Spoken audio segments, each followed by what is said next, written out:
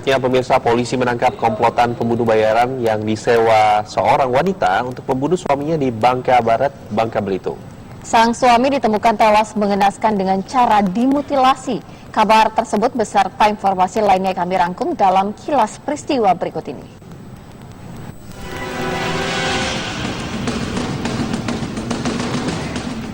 Kasus bermula ketika seorang pria bernama Sasen ditemukan tewas termutilasi di hutan kawasan Kelabat, Pari 3, Bangka Barat. Dari hasil penyelidikan polisi, ternyata otak pembunuhan adalah istri korban bernama Atik. Bekerja sama dengan sang adik, Atik membayar pembunuh bayaran sebesar 40 juta rupiah untuk menghabisi nyawa suaminya.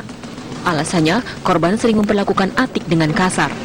Saat ini, Atik, sang adik, dan 2 pelaku pembunuh bayaran telah ditangkap polisi untuk mempertanggungjawabkan perbuatannya.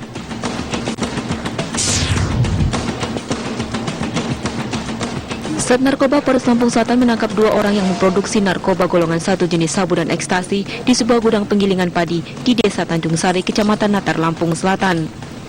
Dalam 1 kali produksi, para pelaku mampu membuat 100 butir pil ekstasi dan 100 gram sabu senilai 230 juta rupiah. Polisi masih memburu seorang dokter asal Jakarta yang memasok bahan pembuatan narkoba dan mengajarkan para pelaku cara pembuatan narkoba. Kini kedua tersangka mendekam di tahanan Mapolres Lampung Selatan. Para pelaku dijerat dengan pasal tentang narkoba dengan ancaman hukuman maksimal 20 tahun penjara dan denda maksimal 10 miliar rupiah.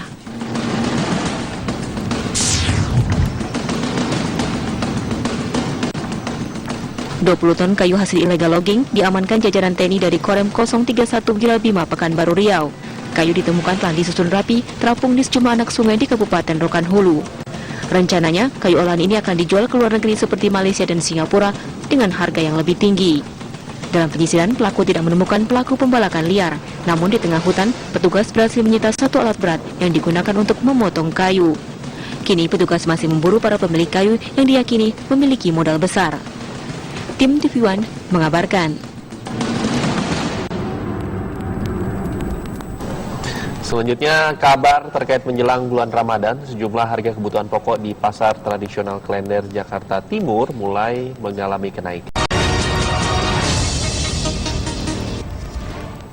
Kembali di kabar siang, pemirsa, bayi kembar siam dempet perut di Batam, Kepulauan Riau kini menunggu operasi pemisahan yang mulai dipersiapkan di Rumah Sakit Awal Bros. Rumah sakit juga telah membentuk tim khusus terdiri dari para dokter ahli, dibantu sejumlah dokter Rumah Sakit Sutomo, Surabaya. Rumah Sakit Awal Bros Batam, Kepulauan Riau kini mulai mempersiapkan proses pemisahan bayi kembar dempet di bagian perut.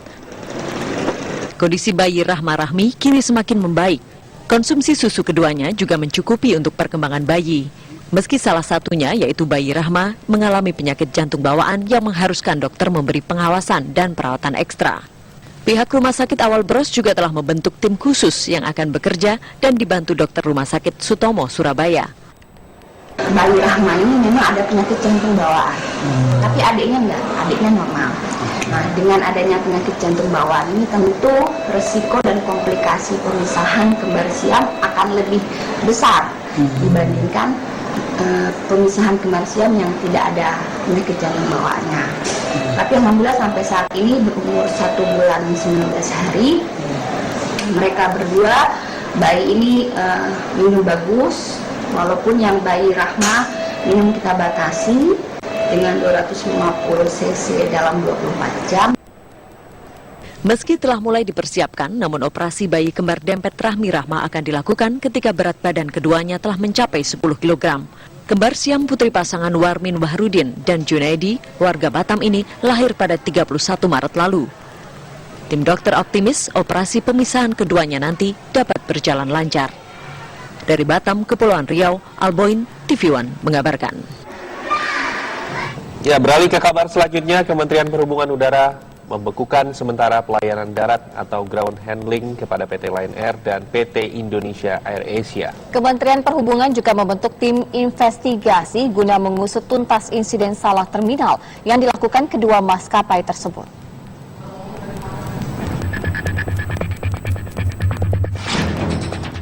Dunia penerbangan Indonesia kembali tercoreng oleh insiden salah terminal yang dilakukan oleh layanan penumpang 2 maskapai udara, yaitu Lion Air dan Air Asia.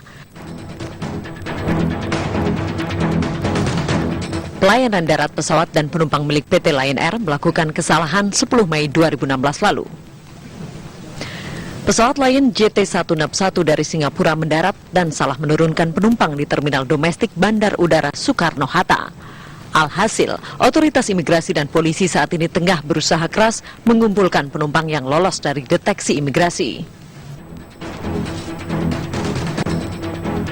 Tidak berhenti di situ, ground handling terhadap pesawat AirAsia KZ509 yang membawa 155 penumpang dari Singapura menuju Denpasar juga salah mengantarkan penumpangnya melalui terminal domestik. Akibat kesalahpahaman sopir bus dan petugas flight controller, 47 penumpang diarahkan ke terminal domestik. Kesalahan seperti itu dinilai fatal dan sangat berbahaya karena menyangkut warga Indonesia ataupun warga asing yang masuk ke Indonesia.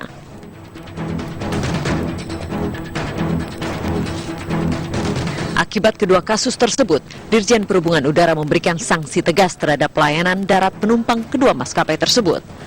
Tidak tanggung-tanggung, otoritas Kemenhub bahkan melakukan pembekuan sementara terhadap pelayanan darat atau ground handling milik PT Lion Air dan PT Indonesia Air Asia. Dari kejadian itu, kesalahan penanganan penumpang pesawat udara internasional, kemarin pada tanggal 17 Mei 2016,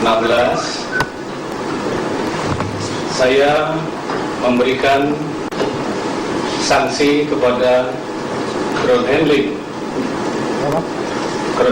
ya, PT Lion Air dan ground handling PT Indonesia Air Asia.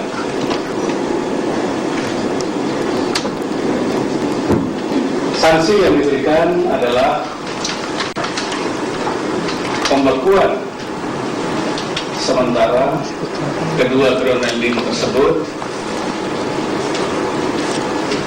mulai dari